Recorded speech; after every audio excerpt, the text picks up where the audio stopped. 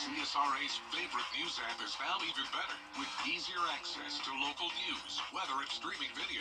Download the News Channel 6 mobile app. Time and temperature, brought to you by Planet Fitness. The Coffee Club on News Channel 6, sponsored by Honda Cars of Aiken. Old Man Winter is back. We're looking at wind chills in the low to mid 20s tonight, and maybe even a chance of a wintry mix for some of us tomorrow morning. I'll have details coming up. Right now on News Channel 6 at 4, deadly shooting investigation underway in Bamberg County. What the victim's family is requesting. Plus, how a local pecan farmer is recovering months after his crops were rocked by Hurricane Helene. And an update from school leaders on the athletic facilities in Columbia County. Will they be fixed in time for the upcoming seasons? Your News at 4 starts now. Live from Television Park, this is WJBF News Channel 6 at 4.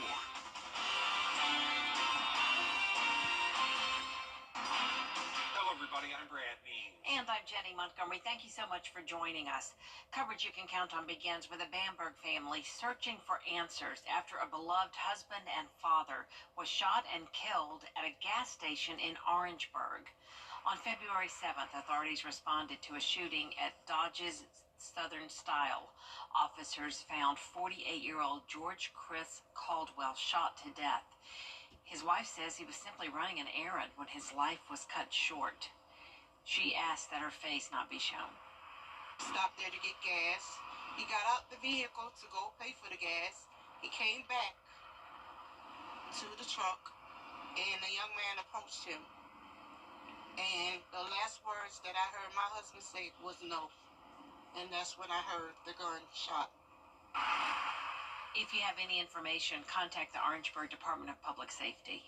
Well, these days for some people, taking a flight certainly can mean a break from reality. Maybe you get on an airplane for a business trip.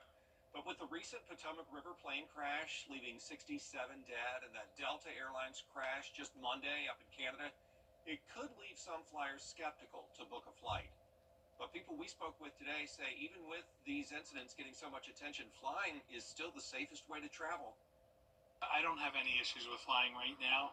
I will tell you that I lived for a long time in D.C., and I think if you put the right perspective on National Airport and all the traffic up there and all the government buildings and all the helicopters, it's sort of a different environment. I'm flying from Naples to Augusta and back, and they're small, really safe airports, and it was very easy to make the decision to do this trip.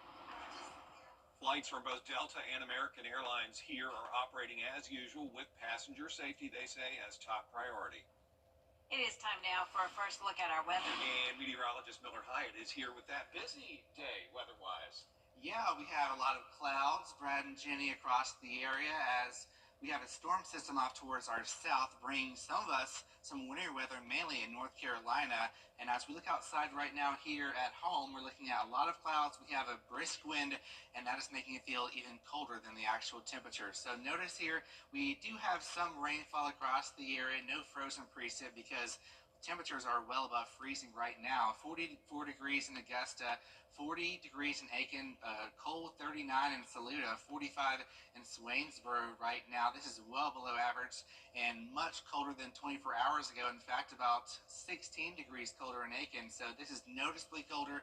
It definitely is a shock to the system, and it's going to get even colder for tonight. So wind gusts right now making it feel cold, of course. 14 mile per hour wind gusts right now in Augusta, and that makes it feel like 38 degrees. It feels like 33 degrees in Aiken. It feels like 34 in Saluda. So we do have a cold weather advisory for our western counties in the CSRA for wind chills as low as the low 20s. The rest of us will be in the mid to upper 20s for wind chills. So make sure to protect the 4 Ps tonight and over the next 12 hours in Augusta.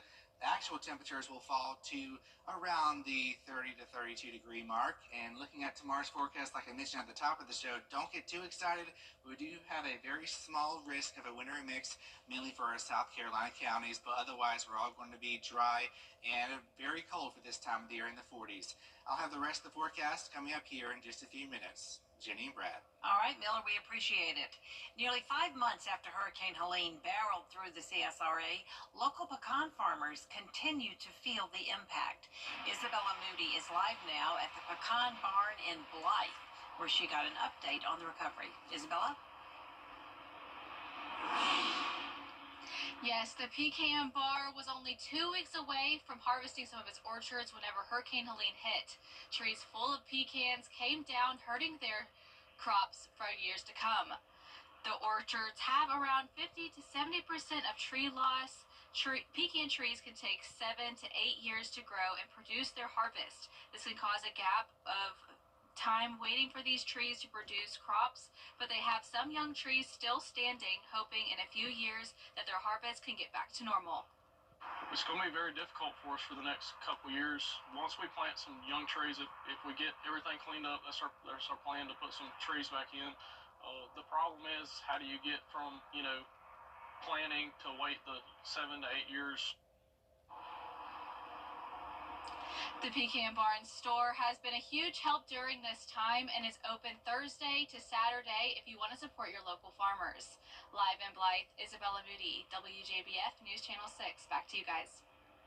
Well, when it comes to cleanup from the hurricane, leaders in Augusta are growing impatient when it comes to all the downed wires out there. It's been 4.5 months, as we all know. Yet those phone and cable lines still litter Augusta. So, commissioners voting to spend $40,000 to bring in a company to collect them. And the biggest concern being that debris piles aren't going to get picked up if they have wires in them. In order to continue to clear debris to meet our 180-day, 100% reimbursement, we needed a partner to come in to help us clear some of these telecom lines. And we took action yesterday as a governing body to ensure that not only we meet our deadline, that we clean up some of these lines that have littered our roadways and on top of these debris piles since Hurricane Helene. The city's going to use contingency funds to cover the $40,000 payment, but the mayor says the plan is to bill the telecom companies for reimbursement. High school baseball is back in full swing. Some of our area teams are able to use their facilities once again after they were off limits because of damage from the hurricane. Graham Lee reports. Hurricane Helene caused heavy damage to athletic facilities at Evans and Grovetown high schools, but repairs have been made just in time for teams to get back on the diamond. Evans High School's historic baseball field saw the worst of the damage. The batting cage was torn to shreds, with pieces even hanging in nearby trees. But athletics director Chris Hughes says that's no longer the case. We've made a lot of progress the last few months, so we still got a long way to go. Repairs started in mid-December after the school district had extensive conversations with an insurance company. 2 months later, the field is in much better shape. We needed a new scoreboard. Our scoreboard was on the ground, and it was completely destroyed. So we were able to get a new scoreboard and provide actually a better scoreboard than was here. It's a complete digital, nice scoreboard. As you know, we completely lost the batting facility, the indoor batting cage. It was gone. So our facilities and maintenance department really worked hard in providing a new batting cage for our students to be able to practice in. At Grovetown High School, the main damage was along the fence line and the visitors' dugout. Those repairs have also been made, but head coach Travis Lee says the damage did not impact team functions. It was down for a while, but they had enough time to fix it before we really got into the season. We had started practicing by the time they fixed the dugout and everything, but it was the away dugout, luckily. With the season well underway and home games coming soon, Coach Lee says the repairs came in the nick of time. But last fall, I was scared if we were even going to be able to. So thought our away team might not have a dugout to be in, thought our fence would be kind of not the greatest shape, but we've managed to get it back to where it needs to be, and we're ready to go now. Hughes says Evans baseball has even more to look forward to. Construction on a new indoor practice facility will begin as soon as the 2025 season is finished. In Evans, Graham Lee, WJBF, News Channel 6. The families of critically ill children in our area are getting some much-needed help. Every year, News Channel 6 donates the proceeds from ticket sales from the Border Bowl game. Today, that money went to the Ronald McDonald House Charities of Augusta.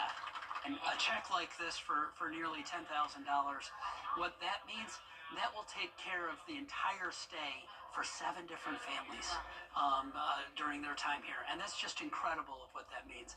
We serve about 1,000 families a year, and it's just incredible to be able to have all that. And we feel blessed. The Ronald McDonald House hosts families of children who are being treated in Augusta. This weekend, the NASCAR season heads north to the Atlanta Motor Speedway. Coming up, what drivers in both the NASCAR Cup and Xfinity Series need to look out for.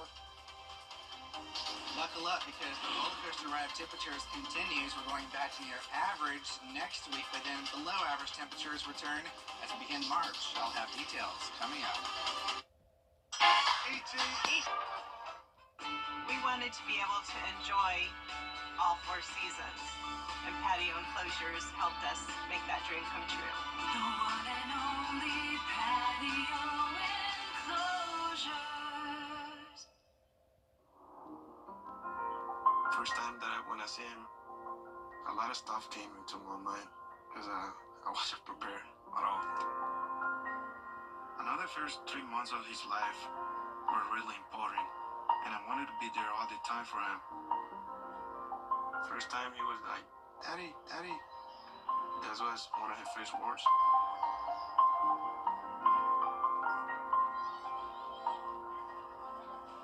He grew up so quick. He just surprised me every day. He's really smart. I really think he can be an astronaut, president. But I must support him for wherever he wants to be. Whether he want to be a photographer, musician, whatever. As a father, I guess you don't focus on you. I put himself first. That's what a dad does. With the Daytona 500 in our rearview mirror, it's time to start the grind of the full NASCAR season. Todd Summers has the 4 things you need to know heading into Atlanta this weekend. Number 1, how does William Byron respond coming off a second straight Daytona 500 win? A season ago, following a victory in the Great American Race, Byron finished 17th in Atlanta without leading a single lap. Having the drafting races start the year is very unique. I mean, it takes a lot. It takes a toll because mentally those are the toughest races you go to. 2, keep an eye on Ryan Preece, who looks to bounce back after this wild crash with 4 laps to go at Daytona, in which his 60 machine went airborne. While he was okay after the crash, he raised concerns about driver safety, although he is a competent driver. Something I always knew about myself is you point me in the direction you want me to go, I'm going to break through the wall. Like, there is no, I can't do this. 3, we shift to the Xfinity Series on Saturday, where reigning Rookie of the Year Jesse Love is coming off the biggest win of his young career after finding victory lane at Daytona. Love looks to keep Richard Childress Racing up front in Atlanta, where he started on the pole for both races last season and had a pair of top 12 finishes. Most importantly, right, we're locked in the playoffs already. We still are going to try to get points and stage wins, but at the same time, it kind of opens up some strategy for us, and we can kind of, call races a little bit more aggressively. 4, after turning the fastest lap last week at Daytona and finishing 8th, Xfinity Series veteran Jeremy Clements says despite Atlanta being a mile shorter than Daytona, it's not too different. It is like a mini Daytona. You're going the same speed, and it's a mile shorter. You can be 3 wide there, and it is hairy because the track is just so narrow. But it's a lot of fun. We put on some great racing, and we've seen some big wrecks there, too. Getting you ready for race weekend in Atlanta, I'm Todd Summers. And take a look at the Martinsville Speedway. A live look here up in Virginia, where the spring tripleheader race weekend will take place next month. You can watch the NASCAR Xfinity race on the CW6 Saturday, February 22nd. Coverage starts at 4:30 in the afternoon. Don't go away. Miller with the full forecast next. Weather headlines on WJBF News Channel 6.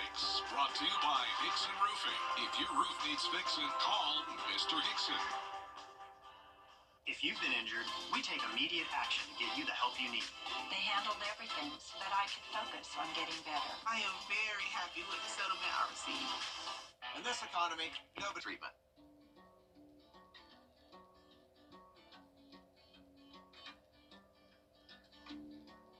When we have the food we need, we are at our best. We push further. We rise higher. We unlock our full potential. When we are at our best, we have more to offer the world around us.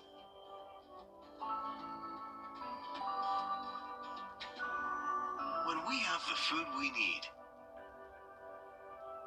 we make our communities stronger. Together, we can help everyone get the food they need to thrive. Join the movement to end hunger at feedingamerica.org/actnow. Hello? You gotta get your story straight. Do you want this face to believe that? You're cooked. What an idiot. Get it through your noodle.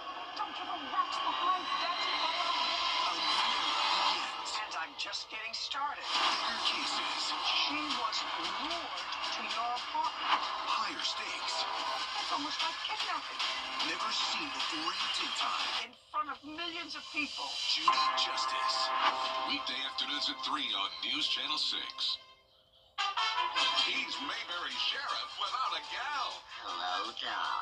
Will Andy go a courting with Bachelorette number 1? She's a real nice lady, Pa. Number 2? Oh, that girl can do everything. Or number 3? I'm getting goosebumps just thinking about it. Play along in the game of love. Just think, one of them might be the next Mrs. Andy Taylor. On the Andy Griffith Show. Weeknights starting at 8 on MeTV. WJBF 6.2. Entertainment Tonight, weeknights at 7:30 on News Channel 6. Now, your most accurate forecast with WJBF Live 5/6. Well, check out this beautiful snowy view of Raleigh-Durham International Airport, where you got snow accumulating right now on our Terry Lambert Hyundai Skyview cam. And this is part of a low-pressure system that is developing off the coast here. So we have some good snow coming down in the triad of North Carolina, just on the edge of Greensboro, and that's stretching up towards Virginia Beach as well. Seeing some snow, some wintry mix in Fayetteville, North Carolina, stretching towards the coastline of Wilmington, North Carolina, but no winter mix here right now. We do have this low pressure to the south, and the reason why we're sort of seeing this dry slot is because all the energy from this low is now transferring to a new low that's developing off the North Carolina coast, and we could see a few flakes maybe tomorrow morning in our South Carolina counties. I'll get to that in just a minute, but looking at this evening setup, here's that new low that's forming, and that's going to bring some wraparound moisture around to our region as you wake up tomorrow morning. As you can see here, the snow potential is mainly going to be focused in South Carolina, as we have an upper level low system aiding in the development of that snowfall for tomorrow morning. But we're not looking at any accumulations, but just don't be surprised if you do see some flakes flying. The main threat of winter weather is to the north. Of course, Raleigh, you're under a winter storm warning, and Greenville, North Carolina is under a winter storm warning. Even Myrtle Beach could see some frozen precip. You're under a winter weather advisory. No alerts for us here for winter weather, so don't get too excited, but you might see maybe a few flakes across our South Carolina counties and maybe Lincoln and Wilkes County, but I think really it's going to be focused further north and east towards Saluda. You might see some flakes flying in the sky. The biggest story for the rest of us is the cold weather, as we have some dangerous cold temperatures, maybe some wind chills as low as 20 degrees in our western counties for the rest of us in the mid to upper 20s, and that's really the big thing. We're going to be looking at polar plunge for tomorrow. It gets even colder for Friday morning. We're talking about possibly wind chills down to around 14 degrees, so make sure you are bundled up, limit your time outdoors, and also layer up as well if you are going outside, because that's some dangerous cold for tomorrow and also Friday morning. So notice here on Futurecast, we're going to be watching as that low develops, moves on out. Then here comes that small chance of a winter mix, mainly across our South Carolina counties. And you'll see that here as we look at Futurecast here, mainly going to be dry for tonight. And then once we go towards tomorrow morning, we'll see that low continue to bring in maybe some wintry weather. There's Saluda, 31 degrees at 7 a.m. So you can see some snow falling, but then it warms up, so maybe a wintry mix. And then going southward toward Aiken, the rest of us are just dry, becoming sunny, and highs approaching the upper 40s. And then after that, really a very dry pattern as we go over the next 7 days. Temperature-wise, we're going way up to the 70s next week. So if you don't like this, we have a return of a spring tease. I call it the spring of deception, because after that, we return to winter. Then looking at overnight lows, 21 degrees Friday morning, going all the way up to 42 degrees. So that low is actually closer to our high for today. So for tonight, temperatures near freezing. Tomorrow, maybe a wintry mix early, otherwise most spots dry, breezy, highs in the 40s, some 20 degrees below our average. Looking at your 10-day forecast, notice here that we do thaw out. Next week, highs back near 70 degrees. But don't get too comfy because we go back to highs in the 60s, maybe even cooler after that as we go towards the first week of March. All right, Miller, thanks. Thanks, Miller. Appreciate it. Coming up, a nationwide program honors first responders. Meet the one from our area next. Right now. Be the reason they do.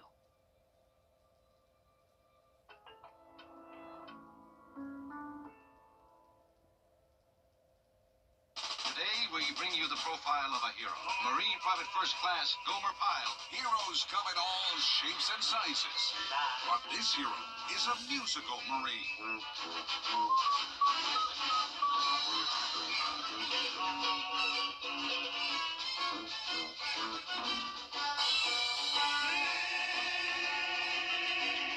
Gomer Pyle.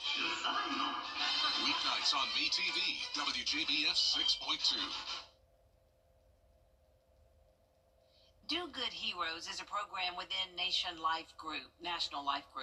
It honors and recognizes first responders for their community service activities above and beyond their public safety duty. Pretty special recognition. All over the country, people get their moment in the spotlight. 10 were honored on Tuesday, 1 from Augusta. Allison Hubbard reports. The Hezbollah High School community says Wallace LeBrand has impacted students and parents, teaching them and guiding them on law enforcement. That's the reason why he was nominated for the Do Good Heroes Award. And how he's really impactful with the students, but also with the parents as well, to kind of teach them their rights and to know what it is to be a good citizen, right? And so when they say, speaking so highly of him, I thought it was only right that we put in the process to nominate him. And with this nationwide award, he was one of 10 chosen, and he was honored to have one. It's an honor, it's a blessing. I couldn't express how excited, the joy I felt in life, and just the excitement and just the honor to feel like I made my kids, my mother, my father, my wife, just making everybody proud of the man I'm becoming. And winning this award encourages him to accomplish his goals. For each one kid, because when I was a teacher, like I felt I was reaching the kids, but I was in one class. I wasn't able to move, but being an officer, I'm able to go multiple classes. I'm able to go to multiple schools, and I can build relationship and build relationship and rapport with staff and students all over Richmond County. In Augusta, Allison Hubbard, WJBF News Channel 6. There's more coverage you can count on coming up at 4:30. Including South Carolina lawmakers may crack down on tobacco use. Why they want to keep drivers from lighting up.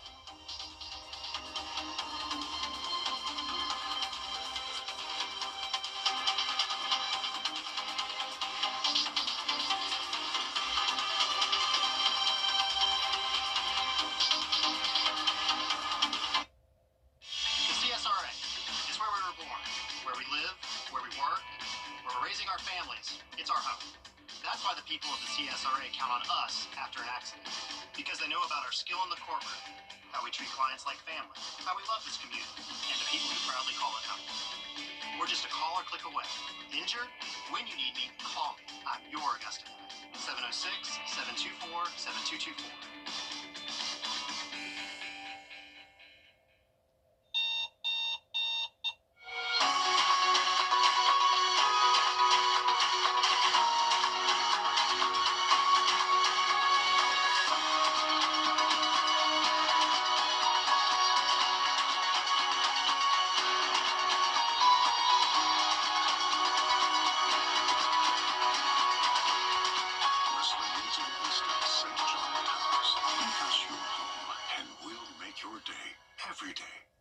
When disaster strikes,